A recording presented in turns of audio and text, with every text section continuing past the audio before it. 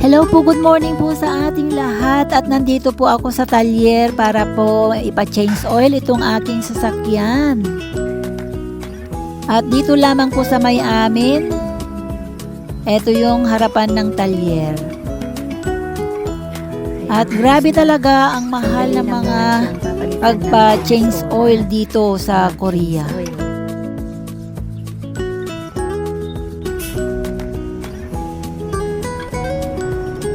Magastos pag mayroon kang sasakyan at dito nga nandito ako sa harapan ng talyer naghihintay hanggang matapos ang aking sasakyan.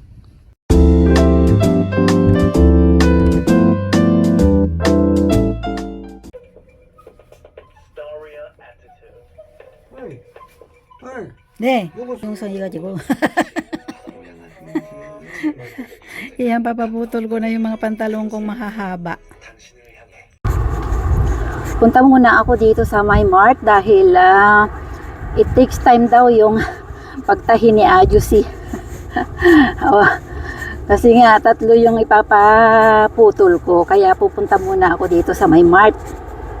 Maganda yung panahon, maaraw siya, pero may hangin. Dito ako bibili sa My Joy Mart. Malapit lang naman dito yung yung patahian. Kaya ipinark ko yung sasakyan ko doon sa kaibigan ko. At naglakad na lang ako. Kasi 3 minutes lang naman lalakarin.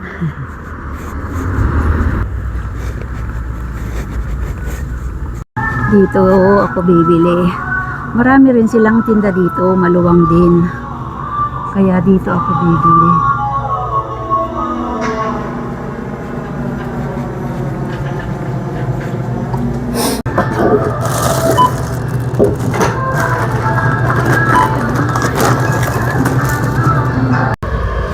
Ayan, nakapamalingki na ako. Nakagrocery na ako. Nakabili ako ng gagawin kong pinapaitan.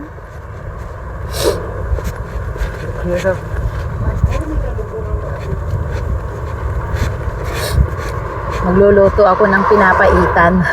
Hindi naman yung perfect na pinapaitan kasi wala naman dito yung pangpait niya ba. Kaya lagyan ko na lang siya ng luya. Gisa ko na lang siya sa bawang, sibuyas, tsaka yung luya. Sa iba meron silang pait eh. Kaya lang dito wala. Kaya magluluto tayo. Bumili din ako ng ulo ng salmon ba yun or tuna? Hindi ko masigurado ba. Ayan, malapit na dito yung yung pinagpatahian ko ng damit. Ayan guys, nandito na tayo sa parkingan.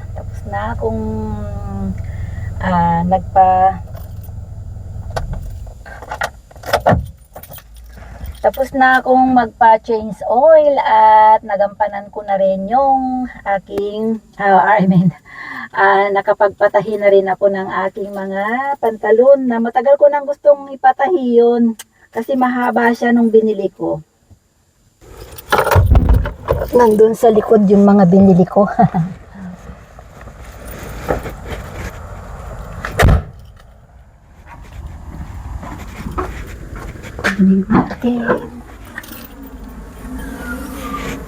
Ito, ayan yung pinatahi ko at ito yung pinamalengke ko doon sa grocery.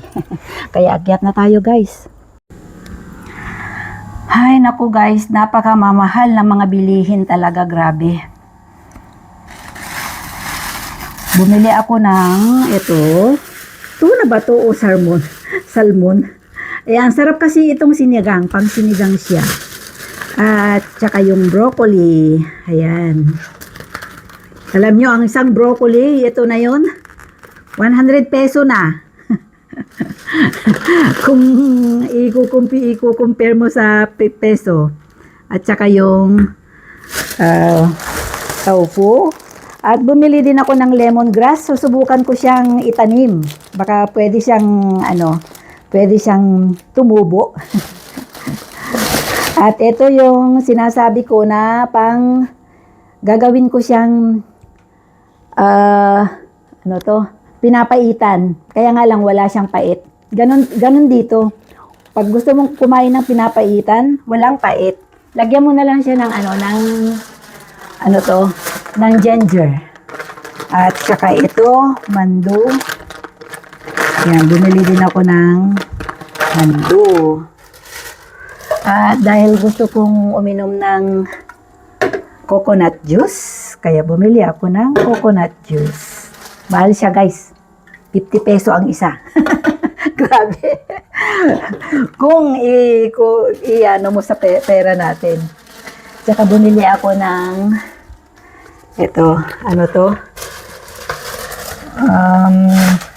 chicken breast without bones. Meron na siyang naluto na to, ipainit mo na lang sa microwave.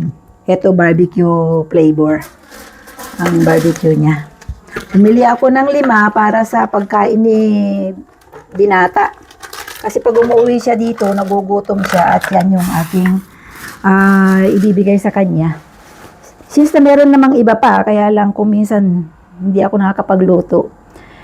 Doon na rin siya sa trabaho niya kumakain ng panggabi. Kaya nga lang pag dumadating siya dito, gabi na. Madaling araw na kasi alas 12 na ako nakakarating ng bahay dahil sinusundo ko siya sa my train terminal. So ayan lahat guys, ang aking mga pinamili. Alam niyo kung magkano to lahat. Ito lang ha. Ang ang equivalent ng pera natin ay 1,500 na. So, heto na guys yung aking mga ipinatahi. Na matagal ko nang binili ito, kaya nga lang mahaba siya, kaya hindi ko siya masyadong hindi ko siya naisusuot. Ayan, borloloy ang style niyan.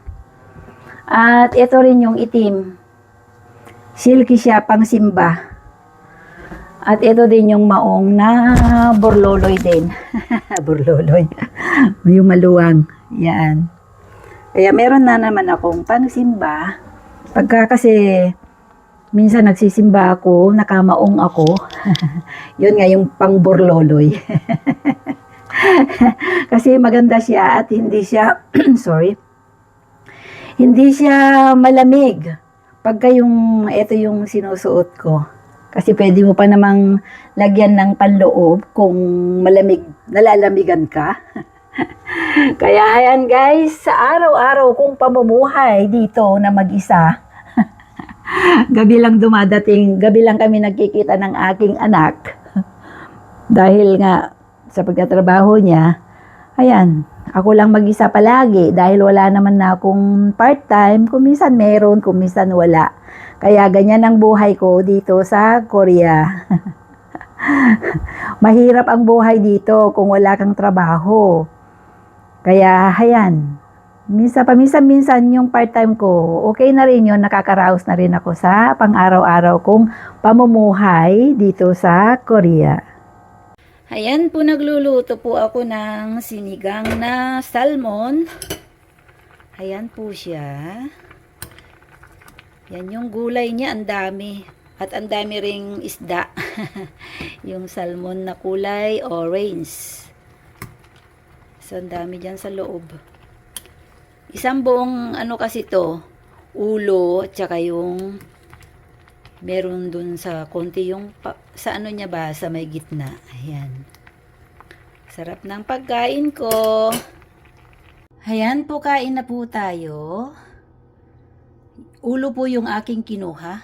At nandyan po yung iba, yung laman. Yan po ang laman niya.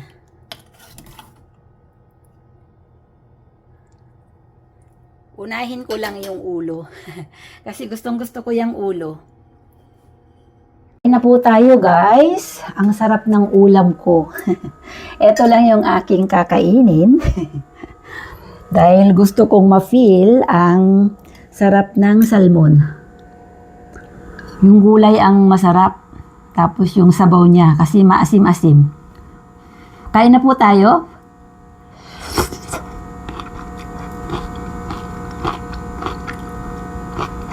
Ang sarap niya.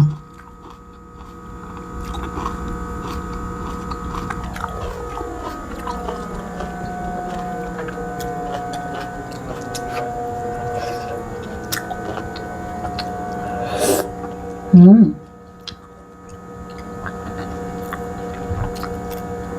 Mainit yung sabaw. Super init.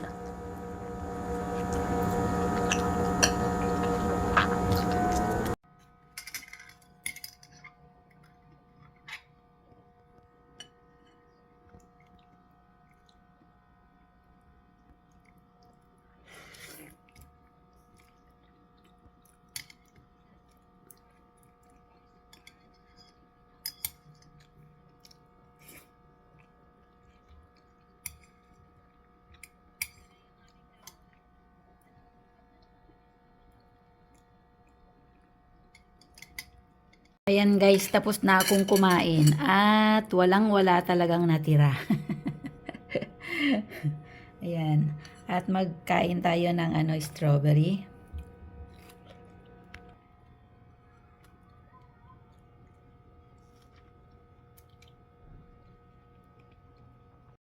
At dahil katatapos ko lang kumain ay dumating si Binata.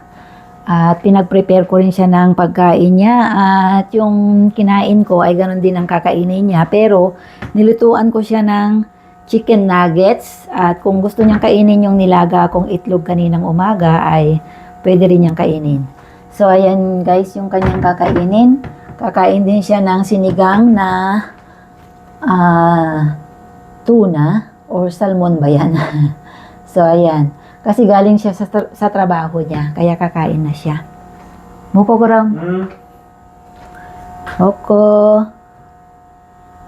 No chug yung upso. Chukarak. Salmon. Salmon daw pala. Akala ko tuna. Salmon daw.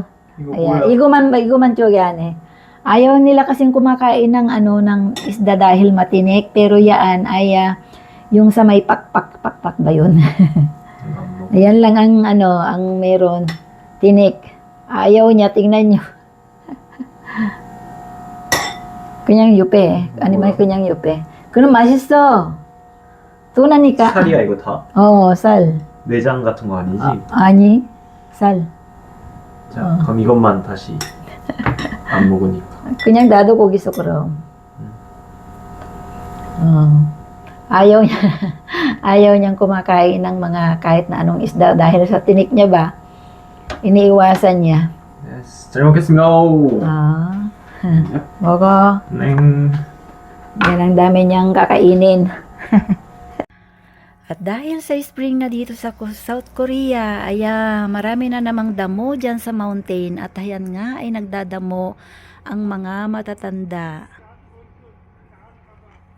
Puro na yan sila matatanda guys. 80, may 70, may 60, pero wala na sigurong 60 dyan kasi ang tatanda na. Pag naglakad sila nagkukubada, nagkukubkubuda pa yun. Ayan, ganyan dito sa Korea, masisipag ang mga tao dito. Walang freeing time. Kahit matanda ka na, magtatrabaho ka pa rin. At ayan ay marami na silang nalinis. Nakakatuwa sila. At parang rest time nila. Kaya ayan, nakaupo lang sila dyan. Ang ganda nilang tingnan.